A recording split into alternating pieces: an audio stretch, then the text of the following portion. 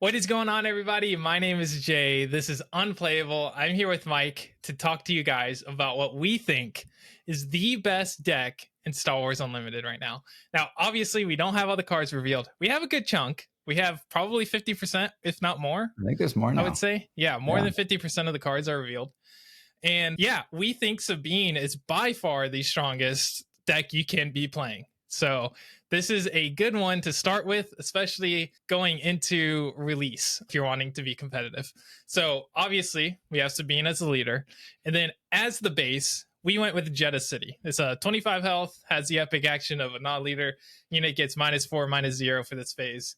That's the foundation, red, yellow hero. Why do you think Jeddah City is the best pick for her instead of a 30 health? Specifically because I think she doesn't care about having 30 health is like the first answer to that question, right? Is like maybe if you're playing against the mirror, 30 health might be slightly worth considering, but the ability is really good.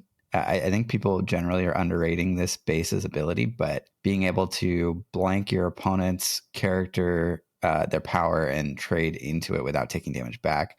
I mean, as a super aggressive deck, which this really is, you don't really want to be trading with your opponent whenever you don't have to. But if you do have to, you definitely want to be doing it and keeping your characters and units on the board. So this helps you do that. And it keeps your characters on the board as well. Like if you get to go first, you can just immediately, if they have one guy on board, you can just pop them so they can't take any of your stuff out before you get to swing in. Yep. Can let you push a little bit more damage, which can be very important. And like you said, you're an aggro deck. If you can't beat your opponent's 30 health before they beat your 25, you're not doing it right. Yep. So next question would be, why do you think yellow is the pick instead of, say, blue or green? Well, I think the number one reason is Surprise Strike. The card is just so good. Especially for this deck. Yeah, it's so good for this deck, being able to push extra damage when your opponent isn't necessarily expecting it. The number two answer, which is also a really insanely good card, is Millennium Falcon. Being able to play that ready when your opponent's not expecting it again and just be able to push 3 damage is just really, really good. A lot of out of hand damage, basically, to just go face. Yep. Yeah, there aren't a ton of yellow cards in this version of the deck. And yeah, those two I think are probably the best yellow cards and the reason why you would play yellow in this deck at all. I've considered like double red, but I don't think the aggression card is particularly aggressive, ironically enough. So yeah, not aggressive enough for this deck. No, nowhere near. Okay, so I'd rather get an extra 6 damage off of Surprise Strike and Millennium Falcon. Yeah, 100%. So some of the best cards in this deck are going to be Green Squadron A-Wing. That is like a core card for any red hero aggro deck. It's a 2 cost. You get it down. It's got 2 health. It's got 3 health. 3 health. One power, 3 health. 1 power, raid 2. Yep. So it's basically a 2 cost 3/3. Yes. In space. Kind of hard for your opponent to deal with early game. Yeah, 3 health. And yeah, you can push a lot of damage with it. And it's a space unit, and most space units are understated. So your opponent's not going to have a 3 damage space unit on turn 1, maybe not turn 2. Now, Interceptor can take this out, Azuk, stuff like that, but that's going to be later in the game by the time you've gotten the value out of it. Yep. Let's see. What else are some really strong cards for this deck? Spec Force Soldier to get around Sentinel units that your opponent plays to keep you from being able to go face. You got K2SO, insanely strong unit. Super strong unit because not only does he swing for 4 and have 4 health, but also whenever he gets defeated, you get to just immediately deal 3 damage to your opponent's base.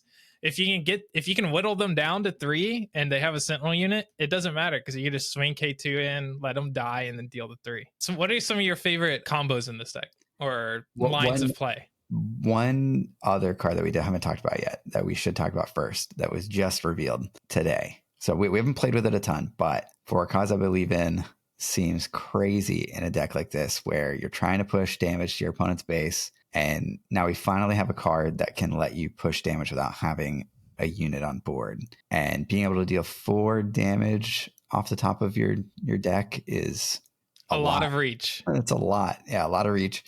And the cool thing too is that maybe you need to do this back-to-back turns. And you can use your first For a Cause I Believe In to dig for your next For a Cause I Believe In. Yeah. If you find it, you can even leave it on top so that you're guaranteed a draw at the beginning of your next turn. And yeah, four damage is a lot. Like 4 damage for 3 resources is maybe below average for some other games that I've played, but in this game, sometimes you just need that extra little bit of reach. Sabine is so fast because she can come out on turn 4 or on turn 3 when you have 4 resources. You're just like smacking your opponent's base. They're often down to like 17, 18 health by the end of like turn 3. And any amount of extra damage over the top once your opponent finally like feels like they've stabilized is a big deal. Yep, I agree. I think that card is actually insane. There's what, 1, 2, 3, 4 cards in this entire deck that aren't heroic. So you're probably doing 4 damage every time you play this card. Yeah. And if you don't, 3 you to can 4 make is like pretty average, I would say. for sure, for sure. And then you also have like Ezra, who lets you look at the top of your deck. And if it's not a hero card, can you discard it? Yeah, you can. Yeah, you can discard it. We're not playing R2 or 3PO, so there's none of that synergy aggressive there. Enough. They're too slow. Too I slow like for them. this deck. I love those cards. Not in this deck though. This we have 3 different 1-drops in here. Benthic, Cantina Braggart, Spec Force Soldier. Each can push a bit of damage. I think Benthic is probably the strongest on its own. I mean, you can play any of them together. I guess you can't play 2 Benthics together, right? Because they're unique. But Benthic plus any other 1-cost red card is so powerful on turn 1. It's a lot. It's like it's like a 1-cost 4/2 basically. Yep. There's a lot of cards in this deck, and I guess the whole premise, or at least a lot of the synergy in this deck, is being able to get value out of hand immediately. So we have like Wing Leader, who you can put experience on a unit that you haven't swung in with yet to get that extra damage. You have Surprise Strike for the +3 damage. You have Fleet Lieutenant for the +2 damage. You got For a Cause I believe to get 4 damage out of hand. There's a lot of like immediate value to go face out of hand in this deck, and I think that's important because that gives you that reach you're gonna need. Totally. Let's see. What do you think would be like if new cards came out that fit in this deck? What do you think would be the first one that's cut? I'm just curious. Probably either Rebel Pathfinder, although it can be good into Shields and into Sentinel, or Spark of Rebellion. Spark of Rebellion is like okay, but I'd rather, like, if there was another direct damage card, I'd put that in instead in like half a second. Spark of Rebellion is pretty good though. It's really good. It's when really your good. opponent has a Vigilance in hand and you're able to play this, keep them from healing 5. It's pretty nice. It can be very good, but I think you'd rather be pushing damage than disrupting your opponent's game plan. Yeah. So Bodhi Rook was revealed today, and he's double yellow, and he does the same thing as Spark of Rebellion. You get to look, but it can't be a unit. It has to be an event. Do you think you play him for 5? Not in this deck. Not in this deck. I don't Definitely think so. Not in this deck. Yeah. I mean, as you guys can see, like the most expensive card in here is K2. So you're super low to the ground. You're probably not resourcing past like 4 or 5 resources, which means that you get to put the gas on at that point in the game rather than stall out like aggro decks in other games. You're drawing more cards essentially than you were at the beginning of the game. So you have a ton of extra stuff that you can throw at your opponent each turn. And at least in the current card pool that we have, it's pretty hard for your opponent to catch up. We've played a bunch of games against Sabine over the last week or so, and I don't think Sabine has lost a single game. We've been switching back and forth who gets to play Sabine, and it's pretty crazy. She's real good. I would say one card that I have found to be a little lacking is Red 3, but I think it's because your opponent just immediately deals with it. I will say you had one game against me that it did a lot of work, but it's because I had 0. I didn't get any you didn't get any space units. Yeah. So he just sat there. Like if he sits there, he's super good. Yeah. But I feel like almost every time I play him, my opponent just immediately removes it.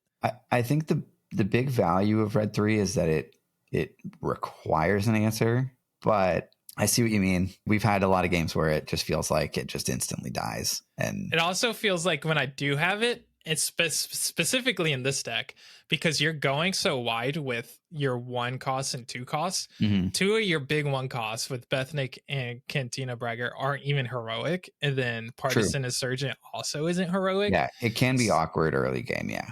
So yeah. In this.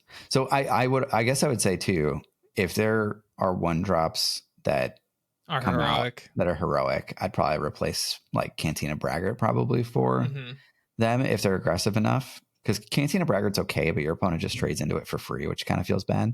Yeah. But it turns on Benthic and it also turns on Partisan Insurgent. So I think it's still worth playing right now. Yeah. Yeah, this is an incredibly strong deck. So we have a series that's going to be airing after this that is called Can It Beat Sabine? Because if it can't, you might as well throw it in the trash can. So we're just going to be building decks trying to beat Sabine because she's insanely strong. Yeah, it really feels like she's the deck to beat right now. That might change. We only have 60 or so % of the cards revealed, but at this point, it seems like the one to beat. So we're gonna have fun throwing our head against the wall trying to. If it originally felt like Tarkin was the one to beat, but he got a lot of his cards. It seems like that synergized with him early, and now it's like Sabine's getting all the cards. So now she's the deck to beat. Yeah, which hero is going to be next? Force, K2, Partisan Insurgent, for cause, I could believe. So many great cards for Sabine recently. Yep. All right. Well, there you guys have it. If you want to try this, we'll post a list in the description of this video, and you guys can build it and play it yourself. As always, thank you guys for tuning in, and we'll see you all in the next one. Bye. Bye.